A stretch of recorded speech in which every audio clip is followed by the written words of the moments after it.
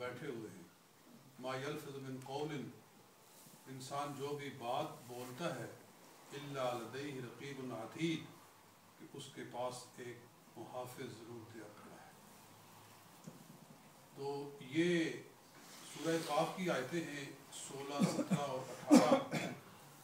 ان میں اللہ تعالیٰ نے یہ بات ارشاد فرمائی ہے جو ہمارے لیے بہت زیادہ عبرت خیز ہے, کہ فرما رہا ہے اللہ تعالیٰ کہ انسان کو ہم نے بنایا ہے اور ہم اس کے دل کے خطرات سے واقف ہیں.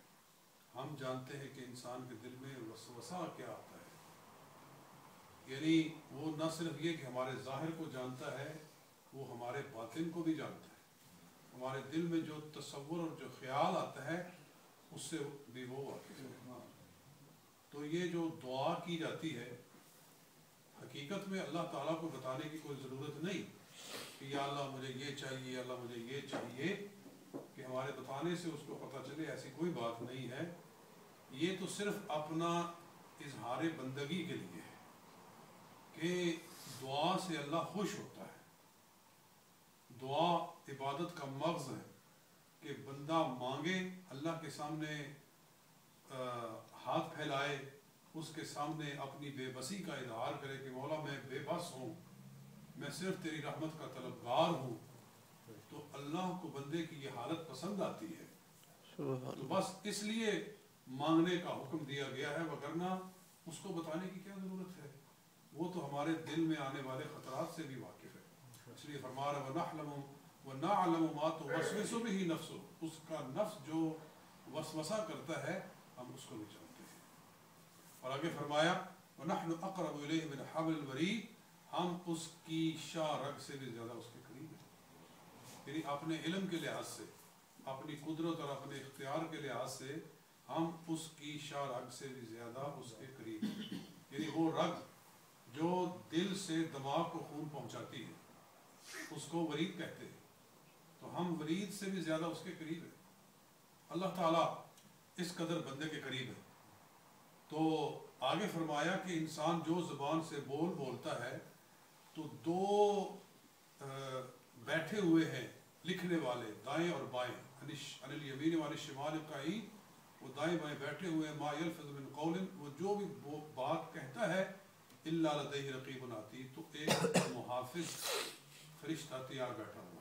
ایک نیکیاں لکھ رہا ہے, ایک جو اچھا بولتا ہے وہ لکھ رہا ہے, اور ایک جو برا بولتا ہے وہ لکھ رہا ہے.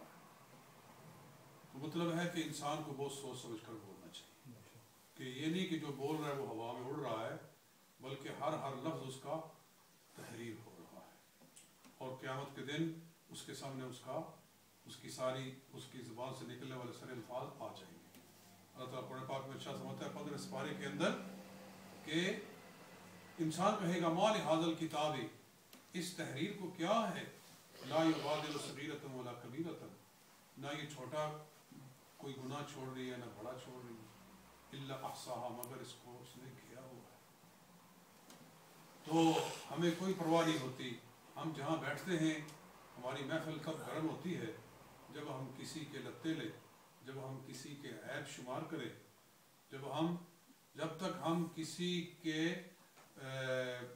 بارے میں اس کی عزت نہ اچھال لیں تب تک ہماری زبان کو لذت نہیں آتی, چسکا نہیں آتا.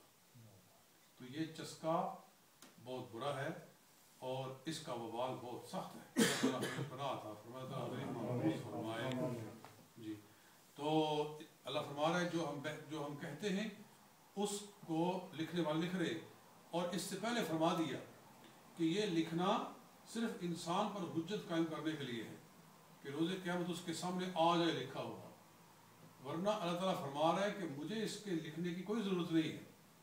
میں تو اس کی شارک سے زیادہ قریب ہوں, میں تو اس کے دل کے خطرات کو بھی جانتا ہوں.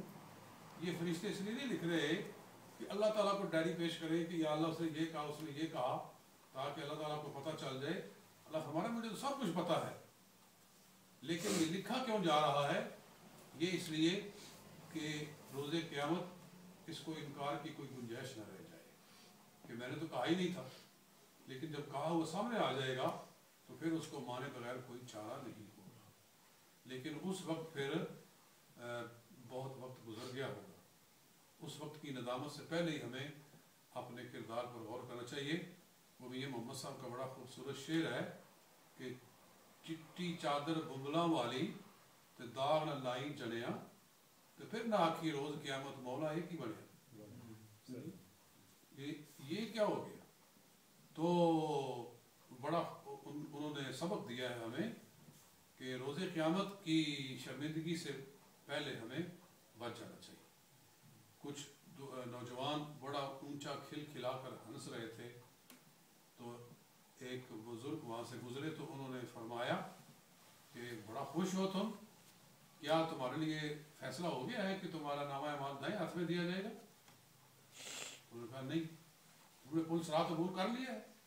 کہا کہ نہیں. تم نے اپنا نامہ اعمال سارا دیکھ لیا ہے؟ کہا نہیں. کہا پھر اتنا منہ کھول کے کیوں ہنس رہے؟ تو پھر اس کے بعد کہتے ہیں کہ ان میں سے ایک نوجوان تھا، پھر اس کے بعد کسی نے اس کو ہنستے ہوئے نہیں دیکھا. یعنی ایسی اس کی کایا پلٹی اور اس کے ذہن میں بات آ گئی.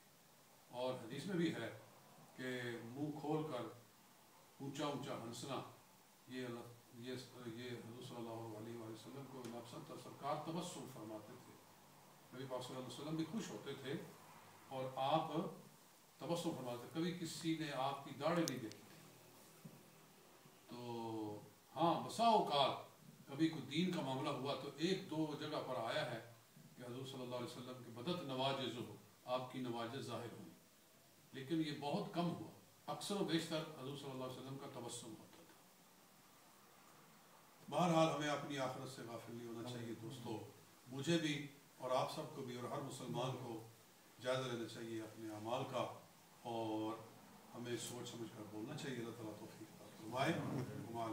بھائی صاحب دعا کرے، ہال چیئرمین پائی فوت ہو گیا تھا. دھنیواد پڑھ دو نا. اچھا اچھا اچھا کہہ رہے تھے بیمار ہے.